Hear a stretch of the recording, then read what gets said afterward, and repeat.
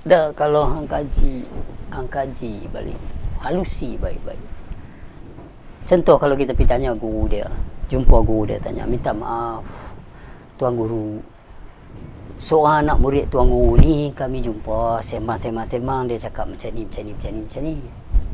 Kenapa harus sampai macam tu pahaman dia? Dihurainya sebegitu. So mungkin guru tu akan cakap, dia ni mai rumah saya, takkan saya nak halau dia keluar. Habis dia kata nak mengaji, tetapi nampak gayanya lebih pada ke arah nak menentang. So saya buka setakat persoalan-persoalan dia je, saya tak hurai pun pengajian. Sebab dalam istilah sufi, pengajian ilmu sufi, dia mana ada tarikat. Dia adalah mengaji ilmu mengenal diri. Contoh dia, bila dia sebut hai orang-orang Islam, kita nampak dah jubah serban, kita nampak keagamaan, kita nampak sah haram batal itu ini apa semua, dan kita nampak masjid. Bila dia kata hai orang-orang Hindu yang menganut agama Hindu, kita nampak kuil, kita nampak sami dia apa. Kita nampaklah kalau Islam ni kita nampak istilah-istilah keramaian dari sudut menyambut hari ulang tahun kelahiran Nabi Muhammad SAW. Atau kalau dalam kehinduan kita tengok Hindu punya agama ada juga, depa minta pusa melarak tepi jalan Kawadi, itu lagu depa punya. Kita nampak bila kata keagamaan tu, kita nampak hai orang-orang Islam macam ni, hai orang Hindu macam ni, hai orang Buddha macam ni, Datuk Kong Buddha pakai kuning, orang Cina macam ni. We can see dengan mata ni. Kita ada konsep, ideal, law and system untuk dihuraikan satu persatu. Kita boleh huraikan mengikut kaedah di mananya orang apa sedang menganut agama apa. Itu sebab dalam Quran berapa banyak disebut wahai orang Islam, dan berapa banyak disebut wahai orang-orang beriman. Bila dia cakap pasal seorang wahai orang Islam atau orang Islam, itu adalah kaedah agama. Nampaklah masjid. Orang Hindu nampaklah kuil. Orang Cina nampaklah Tok Kong dia. Orang Buddha nampaklah mereka punya temple Buddha tu. Orang Kristian nampaklah gereja dia. Bila hai orang Islam, nampaklah masjid dan pakaian dia. Tetapi hai orang-orang beriman, ini lebih banyak dalam Al-Quran ni menekan hai orang beriman. Bila hai orang-orang beriman, dia tak duduk pada presentation kaedah keagamaan, iaitu mata kepala, boleh dilihat.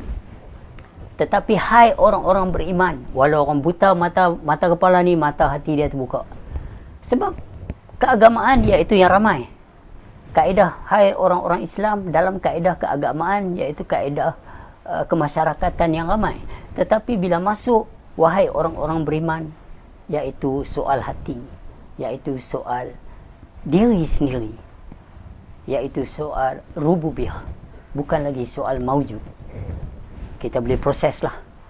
Dikarenakan dia pakai jubah serban, dikarenakan oleh satu kerana dia melangkah masuk ke dalam masjid, orang kata dia Islam. Tapi belum tentu dia orang beriman. Sebab orang beriman ni banyak dinasihat di dalam Quran supaya hati dia terpelihara.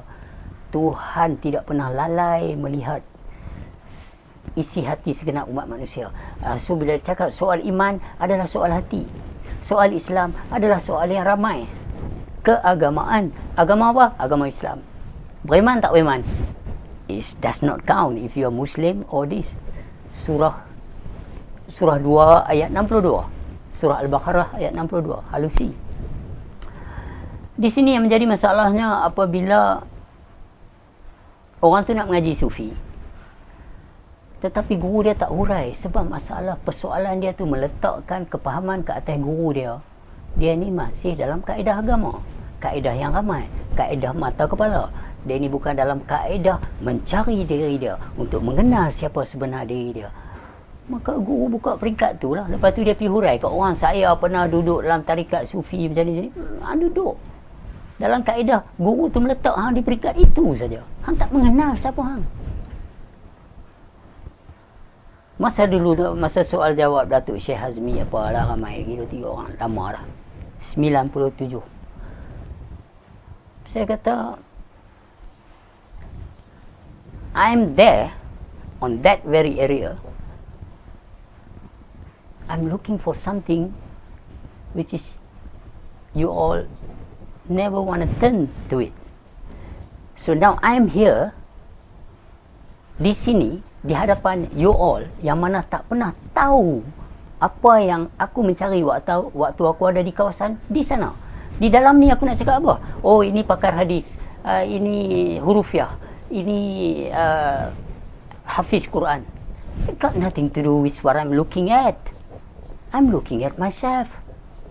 You looking at the history, jalan cerita tentang orang tu, tentang orang ni, hadis riwayat ini diriwayatkan oleh Denny, sabda Muhammad. Sedangkan Muhammad sendiri tak pernah baca hadis. Jadi bila hampa cakap bab Muhammad pula, kita mempersoalkan cerita life story dia ke? Itu nak letak dalam hai orang Islam ke? Hai orang beriman. Kalau hampa cerita tu, hampa nak patah balik untuk kaedah iman, bukan kaedah Islam. Kaedah iman itu pembentukan diri. Pembentukan amarah laum, amarah radiyah, kamaliyah, mardiyah, nak letak tak mana. Tetapi you all don't learn this. Bila orang tunjuk, nampak tak tu? Nampak apa dia? Bukit. Dah daun-daun hijau tu yang kita nampak dari sini. Mana kata dalam tu pula, kalau pergi dekat ada batang, ada tanah, ada dalam bukit. Mana bukit? Luang pada bukit, boleh tunjuk bukit. So hampa memandang orang makrifah ni dalam keadaan kemakrifahan itu sendiri ke, atau meneka-neka dari luar? Nampak. Apa yang nampak? Bukit. Dah, aku tunjuk. Aku kata nampak tak tu? Aku tak sebut bukit.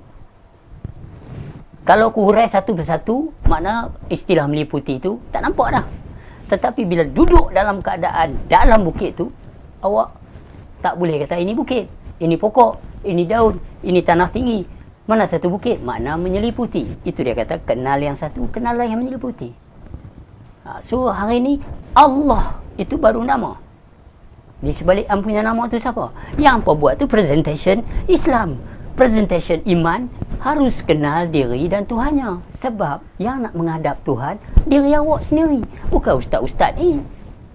Mereka nak bincang pasal zikir ni tak boleh, zikir ni tak boleh. Tengok kaedah apa mereka sembang. Mereka balik negeri Arab, bawa balik sijil-sijil, poin kesalahan orang. Oh, kita dah nampak dah ciri-ciri kesesatan dia, Dr. Kamili. Sebelum ni saya cakap munafik, haram jadah. Cuba tengok. Kita dah nampak ciri-ciri kesesatan dia. Sedangkan surah Al-Hujurat ayat 12, jangan kamu mengintip kesalahan orang. Jangan mengaibkan orang. You see ustaz-ustaz ni, mereka buat balik apa? Itu sebab mereka tak faham. Mereka nak bincang, tetapi mereka tak faham benda tu. So mereka hukum kita dari mereka punya standards of understandings. Kita kata awak mengaji apa? Awak mengaji hadis. Oh, good for you then. But nothing got to do with me. Saya mengaji mengenal Allah. Allah tu bukan ada sejarah. There's no prehistory of Allah SWT. Allah ada di mana saja kamu berada, setiap saat. Setiap pernafasan kamu yang masuk keluar, degup jantung kamu yang masih berdegup, maka adalah wujud Allah itu. Yang lebih dekat daripada orang amreh ni, orang dalam lehak ni. Dan Allah ada di mana saja kamu berada. You say yourself, wa huwa ma'akum aynama kuntum. It's only say.